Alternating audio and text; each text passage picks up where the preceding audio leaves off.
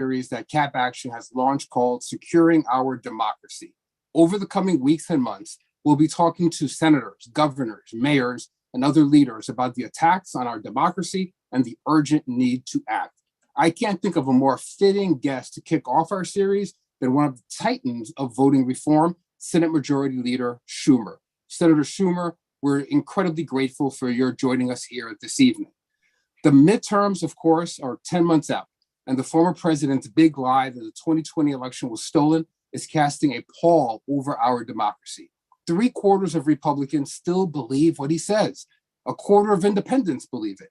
And elected Republicans are capitalizing on this to push the smokescreen to rapidly accelerate a years-long effort to exclude voters and destabilize our democracy. This isn't something that just started in 2020, but they've put it on steroids. Last year, they did it in close to 20 states that passed these restrictive access ballot laws that are basically sabotaging the vote. And all of those laws passed along party lines. It's oppressive and it's a betrayal of our democracy. In response, Congress must step up. Leader Schumer, you've made it clear that you intend to act. Today, the president issued a powerful challenge when he said that every member of Congress, every senator will have to declare where they stand, not just for the moment, but for the ages. So I'm going to now hand it over to the person who has the responsibility to turn the president's moral challenge into an actual strategy. Leader Schumer. Thank you. Patrick, let me first thank you for the great job you've done through the years on so many good causes. And now, as part of the CAP Fund, thank you so much for being here. And as you say, this is a crisis in our democracy. The big lie perpetrated by Donald Trump. You know, he had such a huge ego, but an infantile ego. He couldn't accept that he lost, and he lost by a lot, 7 million votes. But instead, he perpetrated this big lie that the election, that there was a fraudulent election. It importuned, and he importuned, those who invaded the Capitol in a violent insurrection. But maybe the longer term, more slow motion insurrection, but it may be more insidious, is what it has done with Republican state legislators throughout the country. They have passed so many laws that have stood in the way of people voting, that have obstructed voting, a reminiscent of Jim Crow. That's all you can say. And these laws are not aimed at the general public. You know, if they said, well, there's too much fraud, we'll cut it back. No, no, no. They're aimed at people of color. They're aimed at poor people.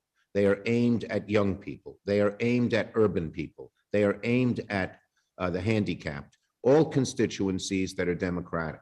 And some of them are vicious. Some of them are obnoxious. Many people know so many of them, but it's just appalling. They make it harder to vote in a whole variety of ways aimed at these particular groups. We cannot stand for this. As you said, Patrick, 3/4, 2/3 of Republicans now believe the elections were fake because of Donald Trump's big lie.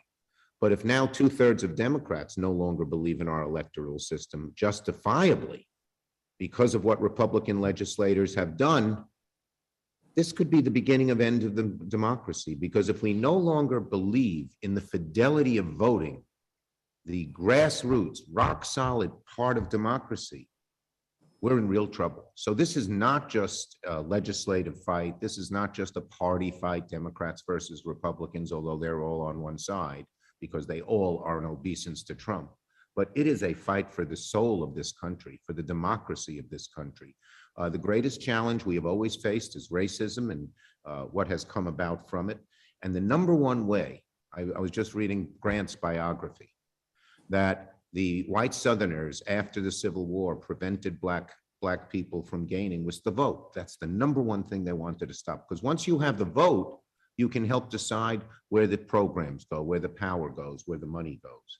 And so this is so crucial, and we are fighting the fight in every way that we can to get this done. And I'm sure we'll get into some details as you ask me questions. Let's dive right in, Senator. You mentioned Grant. It's clear that Republicans have a scorched earth policy on the right to vote right now. And we know that you are a no-holds-barred fighter and champion for these two bills. But we also know what the rules of the Senate are. I think all of America has learned more than they ever thought they would about the filibuster. So you're not the kind of person who salutes a problem. We all know what the challenge is, and we see your conviction to move forward. But what's the plan here? How do we move forward? You've made a declaration about King Day, which is the 17th, a few short days away. What does this look like? And what should we all anticipate you're going to need support on around the rules reform and why we need to reform rules? Let me take a step back. We first had to get Democrats all on board on very important legislation. And there are now two bills, one called the Freedom to Vote Act.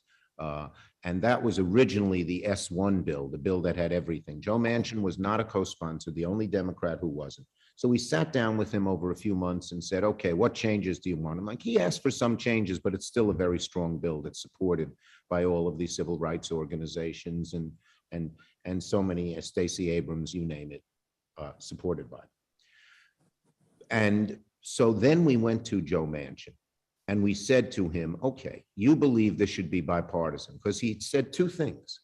I believe that in voting rights, but I believe it should be bipartisan. We gave him 3 months to try and find Republicans. 4 times we put this bill and another bill, the John Lewis Voting Rights Act, which complements the Freedom to Vote Act. The John Lewis bill is prospective. It restores what in the Shelby decision, John Roberts, in a nasty and vicious decision, took away, which was that the Justice Department had to pre-clear changes in election law that might be racially biased and aimed at hurting people of color because of the sad history of this country. And that bill restores the voting, so it's prospective. Raphael Warnock described it well. He said, your house is on fire, the Freedom to Vote Act puts out the fire, and then the John Lewis bill builds a first-class firehouse so you won't have a fire again. We have Democrats on both these bills, but it is now apparent that no Republicans will support us. And you need, in the rules of the Senate, on anything that is non-financial, non-dealing with dollars, where you can use reconciliation, which is what we use for the ARP bill, and we're in the process of using for the BBB bill. We are, without reconciliation, you need 60 votes. That's called the filibuster. And the filibuster has so transmogrified. It used to be you had to talk on the floor. Now all you got to do is sit in your office and say, I block it. You need 60 votes, and we got none. We put these two bills on the floor of the Senate over the last 3 months and simply wanted to proceed to debate them. 3 times out of the 4, not one Republican moved even to debate voting rights, and the 4th time only one, Lisa Murkowski. Mm-hmm. So it is now apparent that we will get no Republican support, none. And by the way, just so your listeners know and so the audience knows, the Republican Party has changed. Voting rights used to be bipartisan. In fact, Ronald Reagan, George H.W. Bush, and George W. Bush all supported extending the Voting Rights Act. But since Donald Trump has taken over the Republican Party and the Republican senators and congressmen are in complete obeisance to him, they will not support voting rights. So we need to figure out a way to pass these bills. Now, the logical thing is, well, some people say end the filibuster, but neither Manchin nor Sinema, the 2 senators who are keeping us from having the 50, they don't believe in that. But there are other ways that we are looking at changing it. You could have a talking filibuster where you have to talk, and once the talking is over, 50 votes. You could require 41 senators to be on the floor of the Senate at any time someone is using a filibuster, so the minority has to be there in strong numbers. You could do what's called a simple carve out and say we'll only for voting rights need 50 votes. There are different things we're exploring. As we speak, there are meetings going on with these senators, and I've been meeting constantly. So far, they have not come on board. And I don't want to delude your listeners. This is an uphill fight because Manchin and Sinema both do not believe in changing the rules. But the one other point I would make is this. Robert C. Byrd, a traditionalist, if there ever was one in the Senate, and a mentor to Joe Manchin, changed the rules 9 times. And he said, when circumstances change, you have to change the rules. He didn't eliminate the filibuster, but he changed it. We can live with the change as long as it lets us pass this bill. So now we're coming close to the end game. This week, we will have votes on these bills. We may, if Manchin or Sinema insist on some modifications, deal with those as long as they keep the strength of the bills. And then we're going to have to proceed and see if we will have a vote on a rules change. and we'll need Manchin and Sinema to go along. Thus far, they haven't, but we're still in intense discussions. And these discussions started months ago. They've not just started in the last week or two on how to change the rules, particularly with Joe Manchin. But we're keeping at it and keeping at it and keeping at it because it's too important. And what I've said is we will have votes on the bills, the final passage of the bills, and any rules change we need to get the 50 votes on MLK Day or right before that. Leader Schumer, that was really an insightful unpacking of the process and the steps that you're going to take. It is an uphill battle, but in an uphill battle, I'm placing my bet on you and your leadership. There's another challenge that we have. You just explained the challenge around the filibuster, and we appreciate the shocking reality with voting rights. But I know that you've also expressed real concern about what's happening right now in real time around partisan gerrymandering. Can you explain that to our audience? And by the way, yes, perils us. the Freedom to Voting Act has basically 4 pieces. The first piece deals with voting rights and all the obstacles put in the way. The second piece deals with dark money. It stops the horrible Citizens United decision. It undoes it and requires disclosure of the dark money. But the third piece is dealing with reapportionment. What these Republican legislatures are doing is dramatically shifting the reapportionment so that it doesn't represent majority rule. Let me give you one example. In Wisconsin, they drew the state assembly lines in such a biased and rejiggered way that even though 53% of the vote was Democratic in 2020, only 1/3 of the seats were Democratic. They're doing this in state after state after state. So you don't even get majority rule because of that, and we would stop that. And the final thing we stop is there's something new pernicious going on in these legislatures, that they say that an elected official, whether it's the Secretary of State or the legislator, elected officials in the legislature, can overrule who actually won the election. They can determine it. Until now, it's been either nonpartisan or bipartisan. In other words, election officials who don't have any axe to grind they're like civil servants and they count the votes. And it's always been fair. They're trying to jump on that as well, which is really a scourge on our democracy. So and by the way, the same kind of vigilantism we saw, Patrick, on the January 6th, we're seeing now. There are nonpartisan election officials whose lives have been threatened, who have to have police guard. Over 1/3 of them across the country don't feel safe, and many are quitting. And another goal of Trump and his minions in the Republican legislatures and in the Congress are trying to sort of make the process not even work anymore, because people are afraid to count the votes fairly because they get threatened. This violence or threats of violence is such a serious dagger at the heart of our democracy. And a lot of people say, it'll go away. Well, maybe it will. But this is too risky. When you follow history, it's when these things happen and people don't fight it that we move away from democracies. Senator, there's you gave some really powerful examples. There's another example from the state that the president was in today, in Georgia, that I think we should lift up. And I'm going to lift it up and frame it with a question that a lot of our activists are asking right now.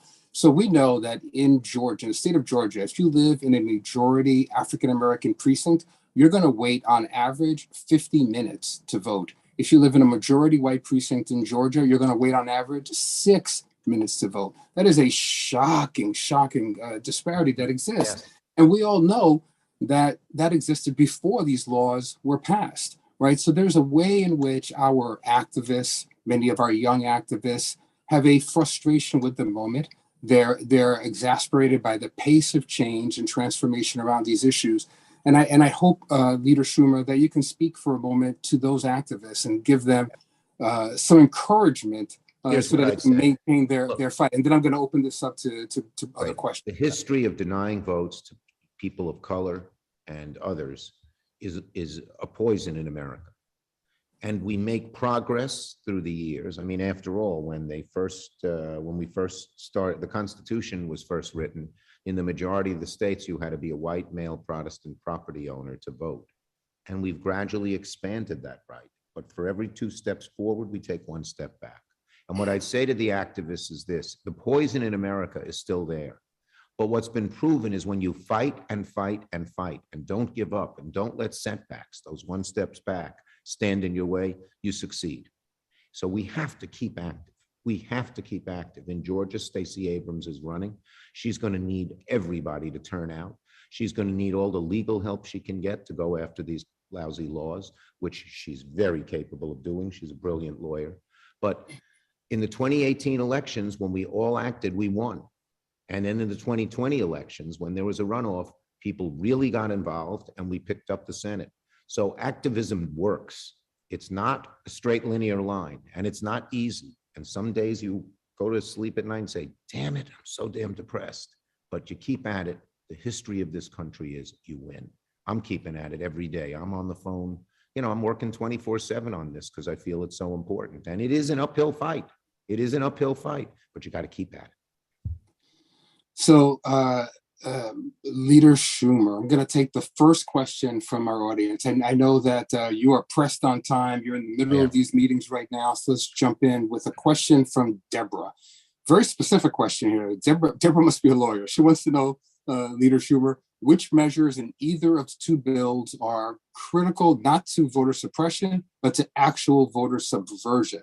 Which parts of either bill deal with overturning the votes cast, or more subtly, which measures can deal with laws such as in Georgia, can replace who counts on to vote? In the Freedom to Vote Act, when they try to subvert, when they try to replace in Georgia, in Fulton County, largest African-American county, Democratic county, they're taking the nonpartisan election people away and putting in Republican political types.